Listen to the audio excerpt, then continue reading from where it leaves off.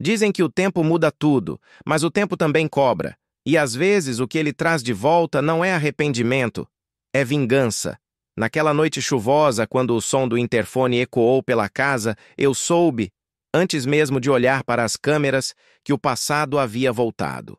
Lá fora, parado sob a chuva, estava ele, Rafael, o homem que anos atrás me chamou de lixo antes de desaparecer sem deixar rastros. 7 anos antes, eu era apenas mais um rosto cansado num depósito sujo, embalando produtos que ninguém queria comprar. Vivendo de restos, sonhando com algo que eu nem sabia nomear. Rafael era meu colega, e talvez meu único amigo, se é que essa palavra se aplicava. Ele era carismático, confiante e cruel de um jeito silencioso. Ria de mim, dos meus sonhos, da minha insistência em tentar algo diferente. Você é um lixo, cara. Um fracassado tentando parecer alguém naquela época. Ele não sabia de uma coisa. Eu guardava um segredo. À noite, quando todos dormiam, eu criava um algoritmo, uma ideia, uma semente de futuro, um aplicativo capaz de prever o comportamento das pessoas com base nas emoções. Era uma escolha arriscada, talvez a mais arriscada da minha vida, mas era tudo o que eu tinha. Passei meses tentando, errando, apagando e reescrevendo linhas de código que pareciam não ter fim. Dormia 2, às vezes 3 horas por noite, quando o corpo finalmente desistia antes da mente. O som do teclado era o único que me fazia companhia. Um eco mecânico que me lembrava que, pelo menos ali, eu ainda tinha controle sobre alguma coisa. Cada recusa era uma ferida. Cada não dos investidores, cada olhar de desdém me empurrava mais fundo no abismo da dúvida. Houve dias em que pensei em desistir. Dias em que olhei para o espelho e vi um estranho. Olhos fundos, mãos trêmulas, um rosto que não sabia mais se acreditava no próprio sonho. Eu me perguntava se Rafael teria razão. Talvez eu fosse mesmo um lixo tentando parecer valioso. Talvez aquele código não passasse de mais uma ilusão, uma forma de mascarar a mediocridade. Mas algo dentro de mim, algo pequeno, teimoso e quase cruel, se recusava a morrer. Era a mesma chama que me fazia continuar digitando, mesmo quando o monitor queimava os olhos e o coração implorava por descanso. E então, um dia, a mensagem chegou. Era uma madrugada qualquer, e eu estava prestes a desligar o computador quando o e-mail apareceu, sem assunto, sem nome. Só uma frase. Seu projeto é promissor. Quero conversar. Pensei que fosse spam. Mas havia algo na simplicidade daquele texto, na frieza calculada das palavras, que me fez responder. Aquela conversa mudou tudo. Nas semanas seguintes, entre cafés frios e ligações enigmáticas, o investidor anônimo se revelou um homem de negócios, ou alguém que gostava de parecer um. Nunca vi seu rosto, só ouvia sua voz, grave e controlada, que parecia saber mais sobre mim do que eu mesmo. Ele não queria aparecer. Disse que preferia operar nas sombras.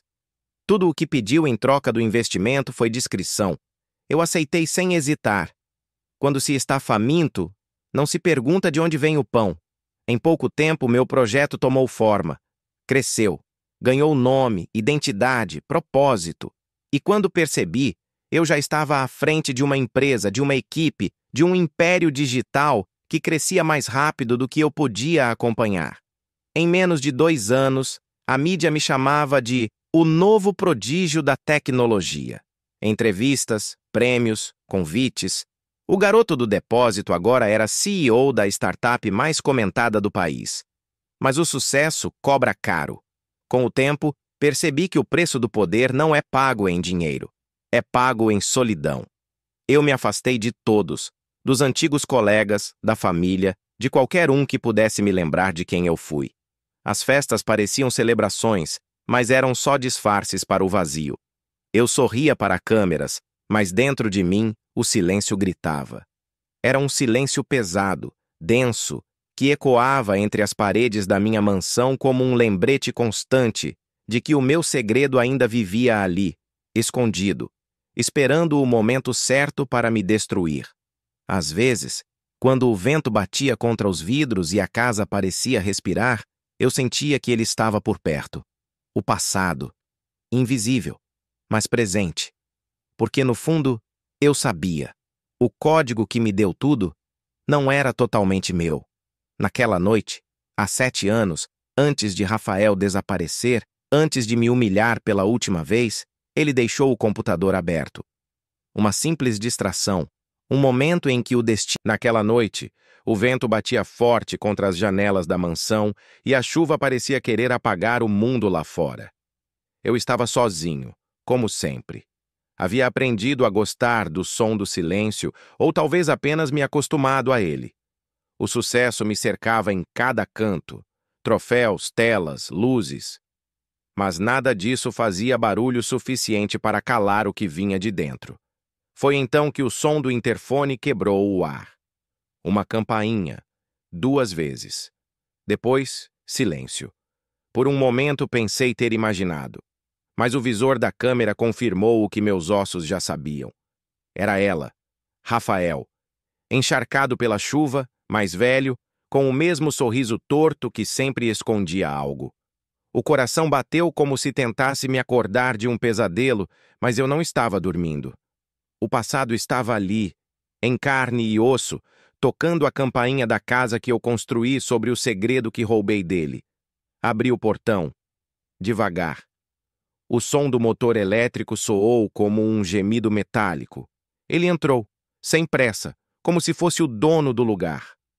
Bonita casa, disse, olhando ao redor. Parece que o lixo aprendeu a se reciclar. A frase veio com o mesmo veneno de anos atrás, mas agora havia algo diferente no tom. Não era pura crueldade. Havia controle. Ele sabia o poder que aquelas palavras tinham. Fiz um gesto para que se sentasse. Ele recusou. Colocou o casaco sobre a cadeira e tirou algo do bolso. Um pendrive, pequeno, discreto, mas pesado como uma sentença. Tenho tudo guardado, disse com um meio sorriso. O código original, as provas, e sei o que você fez naquela noite. A frase caiu como um golpe seco. Por dentro, tudo parou. O relógio, a respiração, até o som da chuva. Só o estalar do gelo no meu copo quebrou o silêncio. Tentei disfarçar o pavor, mas minhas mãos tremiam levemente. Ele notou. Calma, não estou aqui por dinheiro, continuou. Se quisesse te destruir, já teria feito. Estou aqui por outra coisa. E o que seria? Ele se aproximou devagar com aquele olhar de quem saboreia o momento antes de cravar a faca. Quero o que é meu. Quero voltar. Ser parte disso. Do que construímos, do que eu construí, corrigi, tentando manter a voz firme. Você construiu sobre as minhas fundações, sobre o meu erro. Eu te dei a chance de ser alguém, mesmo sem querer. Senti raiva. Mas mais do que isso, senti medo. Porque ele estava certo. E isso me queimava por dentro. O silêncio entre nós era espesso. Ele tirou o celular do bolso e mostrou algo na tela. Um vídeo. Reconheci na hora. Uma gravação antiga, do depósito, de mim sentado em frente ao computador dele. As linhas de código passando, o cursor piscando, minha mão tremendo antes de apertar copiar. A prova. Eu quis dizer algo, me defender, mas nada saiu. As palavras morreram antes de nascer. Relaxa, disse ele. Não vim aqui para acabar com você. Vim para te lembrar quem você é. Ele desligou o celular, colocou o pendrive na mesa e, pela primeira vez, me olhou sem sorriso. Você se tornou o que jurava odiar, um homem feito de segredos. Eu só vim te devolver o espelho. Aquilo me desarmou mais do que qualquer ameaça. A voz dele, fria e calma, parecia conhecer cada rachadura da minha alma. Por um instante, pensei que talvez fosse verdade, que tudo o que eu fizera, cada escolha, cada passo, tivesse sido uma tentativa de provar algo a ele, e não a mim mesmo. Ficamos ali, imóveis, 2 fantasmas conversando dentro de um castelo de vidro. Ele quebrou o silêncio de novo. Podemos ser sócios agora. Eu trago o passado. Você o presente. Juntos, talvez consigamos um futuro. A ideia era absurda, mas também tentadora, porque, no fundo, o que ele oferecia não era sociedade, era a absolvição. E se eu disser não? Perguntei. Então eu aperto um botão e tudo o que você construiu desaba. Ele levantou calmamente e foi até a janela. A chuva está mais forte, murmurou. Parece que o céu quer lavar alguma coisa. Eu o observava em silêncio. A raiva e o medo se misturavam num mesmo nó na garganta. Peguei o pendrive sobre a mesa. Ele me olhou curioso. Você não devia ter voltado, disse eu baixando a voz. Por quê? Perguntou. Porque o verdadeiro segredo nunca foi o código. Ele franziu a testa confuso. E então, eu sorri. Atrás dele, o cofre se abriu com um leve estalo. Um sistema automático, programado para reconhecer minha voz. De lá, retirei um envelope preto. Coloquei sobre a mesa. Reconhece isso? Perguntei. Ele se aproximou devagar, abriu o envelope. Dentro, um pendrive idêntico ao dele. Eu também tenho cópias, continuei. Mas o conteúdo é diferente. O que eu tenho mostra você copiando antes de mim. Mostra quem começou tudo. O rosto dele empalideceu. Por um segundo, o sorriso desapareceu. A chuva do lado de fora aumentou. A luz piscou. O vento uivou pelas frestas das janelas, como se a casa inteira prendesse a respiração junto comigo. Rafael ficou parado, olhando para mim, tentando decidir se aquilo era blefe ou verdade. Mas eu vi nos olhos dele. Ele sabia que era ré. A chuva caía como se o céu quisesse lavar o mundo dos pecados que ele abrigava. O som das gotas batendo nas janelas se misturava ao estalar distante dos trovões, criando o tipo de cenário que o destino escolhe quando decide ajustar as contas. Eu estava sentado no escritório, olhando para a tela do notebook sem realmente ver nada. O reflexo do fogo da lareira dançava no vidro, pintando sombras no meu rosto.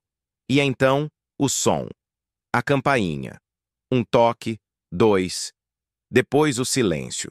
Naquele instante eu soube. Antes mesmo de olhar para as câmeras, antes de mover um músculo, o corpo já sabia o que a mente tentava negar. Era ela, Rafael. O nome que eu tentava esquecer havia 7 anos. A sombra que me observava nos espelhos, que falava comigo quando o sono se recusava a vir. O homem que me chamou de lixo, e sem saber, me transformou em algo muito pior. Abri o portão. A cada passo que ele dava em direção à casa, a chuva parecia recuar, como se até ela soubesse o que estava prestes a acontecer. Rafael estava mais velho, com rugas novas e o mesmo olhar frio. Quando parou diante de mim, sorriu. Bonita casa, disse. Nunca imaginei que o lixo saberia construir um castelo. O som da voz dele me atravessou como uma lâmina antiga, uma que ainda cortava, mesmo depois de anos guardada. Eu quis responder, mas as palavras se esconderam atrás do medo. Ele entrou sem pedir. Passou os olhos pelo ambiente, como se estivesse inspecionando algo que já lhe pertencia. Sentou-se à minha frente e colocou o casaco na cadeira. Depois, com calma, tirou um pendrive do bolso e o colocou sobre a mesa de vidro. Tenho tudo guardado, disse. O código original, as provas. Sei o que você fez naquela noite. O mundo pareceu parar. O som da chuva se afastou. O fogo perdeu o brilho e só restou o som do meu coração tentando escapar do peito. Tentei manter a compostura. Cruzei as mãos, disfarçando o tremor nos dedos. E o que você quer? Perguntei. Quero o que é meu. Dinheiro? Arrisquei. Ele riu. Um riso baixo, quase dócil. Não. Quero voltar. Ser parte disso. Do que construímos. Do que eu construí. Corrigi. Com mais firmeza do que eu sentia. Rafael se inclinou para a frente, os cotovelos apoiados na mesa, o olhar cravado em mim. Você construiu sobre o que roubou, sobre mim. Não se esqueça disso. A sala pareceu encolher. O ar ficou pesado, sufocante. Eu via o reflexo de nós dois no vidro. Duas versões do mesmo erro. Ele continuou. Eu podia acabar com você em um clique, mas não quero isso. Não ainda. Você venceu sim. Fez o que eu nunca tive coragem de fazer, mas eu quero estar dentro disso agora, como sócio. Ou parceiro, se preferir. As palavras dele vinham lentas, calculadas. Cada sílaba parecia carregar uma ameaça disfarçada de proposta. Fiquei em silêncio. O fogo da lareira crepitava, lançando luz sobre o pendrive entre nós. Aquilo parecia vivo, como se aquele pequeno pedaço de metal contivesse o coração da minha culpa. Ele se recostou na cadeira, com um sorriso quase gentil. Vamos, seja racional. Não preciso te destruir. Só quero o que é justo. Justo? A palavra saiu amarga. Roubar uma ideia também é justo, Rafael? Roubar? Ele repetiu, fingindo surpresa. Você fala como se eu tivesse te dado algo de graça. Você me traiu. Eu só estou cobrando a dívida. Aquela palavra ressoou como um trovão dentro de mim. Foi então que percebi que ele não queria sociedade. Queria controle. Queria ver até onde eu seria capaz de ir para proteger o que roubei. Levantei-me devagar, tentando esconder o medo sob uma calma forçada. Caminhei até a janela e olhei a chuva. O reflexo de Rafael no vidro parecia um vulto, uma sombra sem rosto. Você não devia ter voltado, murmurei. Por quê? Ele perguntou. Porque o verdadeiro segredo nunca foi o código. Ele franziu o senho confuso. Do que está falando? Do que você não sabe. Virei-me e fui até o cofre, embutido na parede. Abri com um toque de senha. O som do mecanismo girando soou como um relógio anunciando o fim de algo. De lá, retirei um envelope preto e coloquei sobre a mesa. Rafael olhou com desconfiança. Mais um pendrive? Zombou. Não, uma lembrança. Ele abriu o envelope. Dentro, uma foto. Nós dois, no depósito, 7 anos atrás. E atrás da foto, um bilhete escrito à mão. Eu te vi primeiro. Ele empalideceu. Você acha que eu não sabia? Continuei. Você também roubou. Aquele código nunca foi só seu. Você pegou a base de outro lugar, de um projeto anterior, e jurou que era original. Eu só terminei o que você começou. O silêncio que se seguiu foi absoluto. Nenhum som além da chuva. Nenhum movimento além do tremor sutil nos lábios dele. Rafael se levantou. Os olhos, antes frios, agora estavam cheios de algo novo. Medo. Você não tem provas. Tenho o suficiente. E se eu cair, você cai comigo. Por alguns segundos, ficamos ali, frente a frente. 2 homens presos em um espelho de culpa, cada um refletindo o pior do outro. Ele